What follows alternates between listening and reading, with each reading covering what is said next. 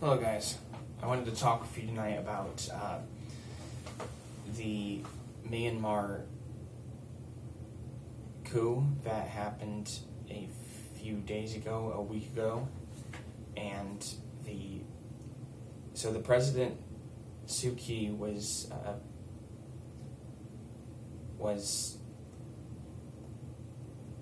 arrested and taken out of power, and now the military has taken control of the state of Myanmar, claiming that they had to do this because of fraudulent election results. That's becoming a common theme these days, it sounds like.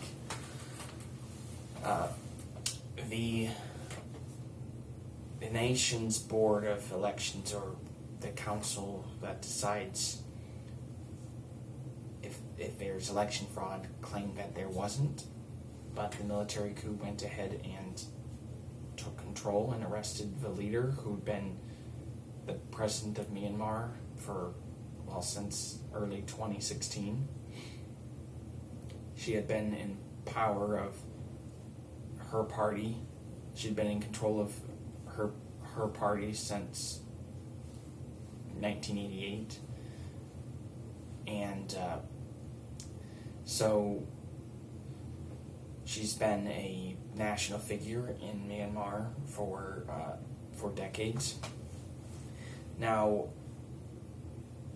since the military coup, there have been protests that have numbered in the tens of thousands, and it appears that although the protests seem to be coming from people of all different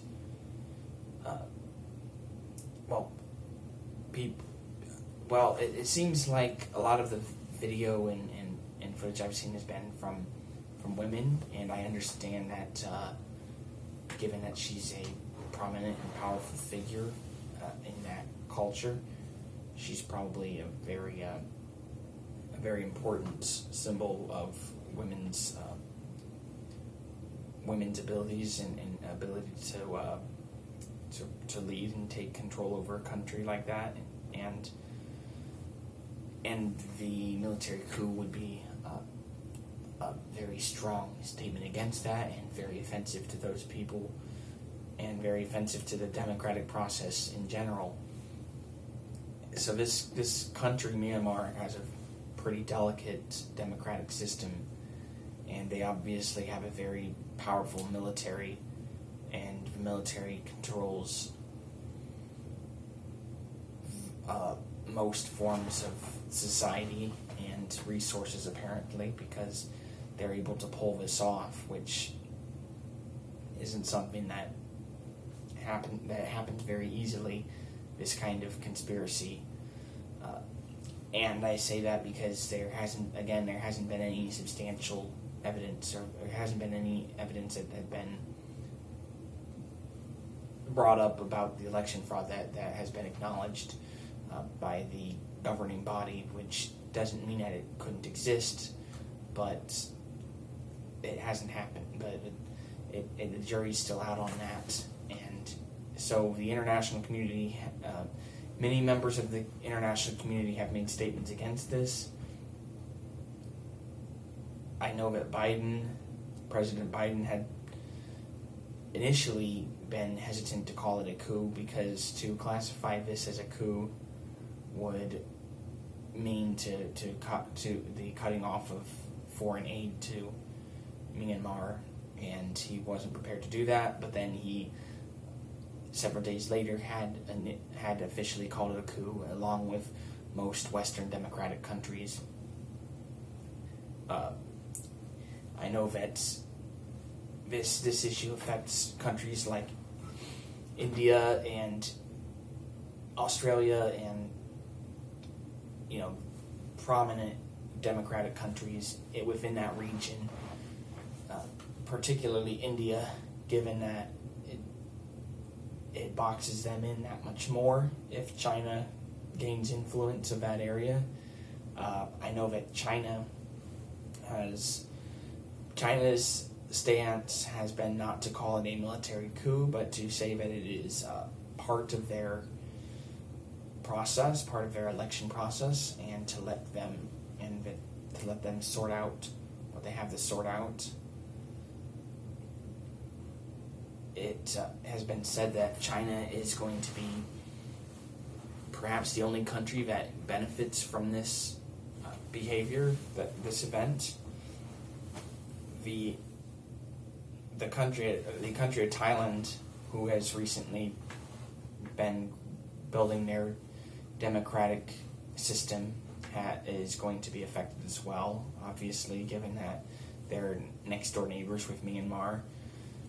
But this really affects all countries in that practice democracy, and I'd like to say that, given what happened in the United States with our country and the claims of election fraud and and how much of that was unsubstantiated, that this had some effect, because obviously when the most powerful democratic nation in the world has a tough time maintaining its democratic values at a time like this, it has ripple effects.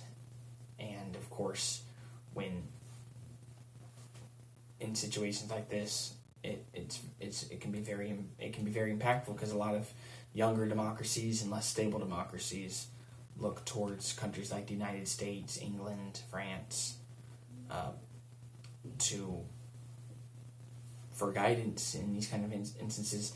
So you don't have like this despot kind of system where you don't have like a military ran country and fraudulent elections. And so there has been, it's not to say that this kind of thing is completely unprecedented. There has been military action taken to seize control of the country several times in the past, within the last several decades. This kind of thing, the military has gotten involved in politics numerous times. In our country, we like to avoid that. We like to keep the military as a separate branch away from politics and outside of the voting and electoral system, but that can be, in a lot of poorer and less developed democracies, that can be difficult to do. So there has also been a social media ban in the country. The military government the military control they had the military, the controlling body of the military, they had instructed all internet service providers to block social media networks such as Facebook, Instagram, Twitter. These, especially Facebook, are considered some of the primary forms of communication in Myanmar. A lot of these developing nations see Facebook as essentially the internet itself. The internet and Facebook become somewhat synonymous in a lot of these developing nations, and so they had been suspended, and phone and data access had been suspended, but I believe that had been reinstated. I think that these social media sites are still inaccessible, but the primary fear of the military of their leadership with Facebook is that there have been groups that advocated for essential workers such as healthcare and sanitation and basic city functions, workers in these industries, to protest and to resist this military takeover.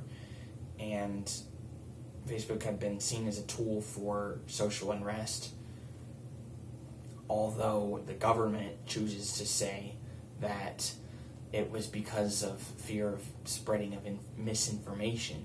So, fascinating, right? the parallels here between the U.S. and Myanmar in this situation. We've got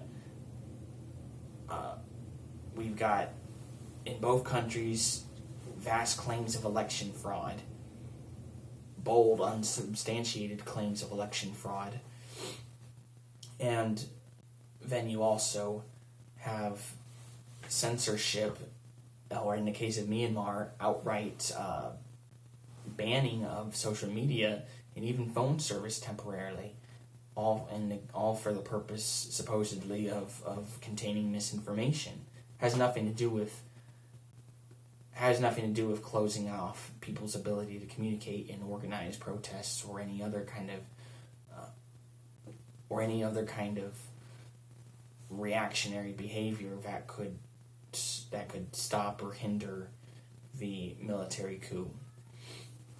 So, as bad as we thought that we had it here, it can get a lot worse. Although, again, when a country like the United States of America has these problems, these kind of problems can quickly... We are a symbol of democracy, and when this kind of thing happens in our country, it can happen elsewhere, and we become a playbook we become a dictator's playbook, sort of, for what kind of things they can say or do. Claim election fraud, censor for misinformation, these kind of things. This is what happens when this is a ripple effect, and so we don't know where this is going and what's going to happen. The military claims that this is going to be a 1-year suspension, a 1-year control, and then it's going to be handed over to the proper leader. But we'll see if that happens and what happens. But it sounds like the only country that is going to benefit from this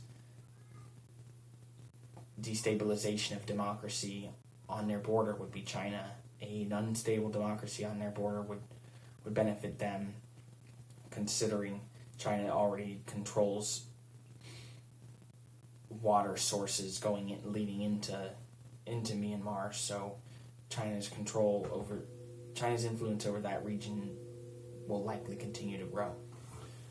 And hopefully our country can take a leadership role here and foster and foster democratic support for hopefully we can do our best to reinstate democracy in Myanmar. But it's unfortunate that we need these democratic footholds in that region, and losing that puts us in a bad spot. It puts Australia in a bad spot. It especially puts India in a bad spot, because democratic countries are best as a plurality, and losing Myanmar to a military coup isn't good for any of us, and it isn't good for the image of democracy in general. All right, well, thank you for your time, guys.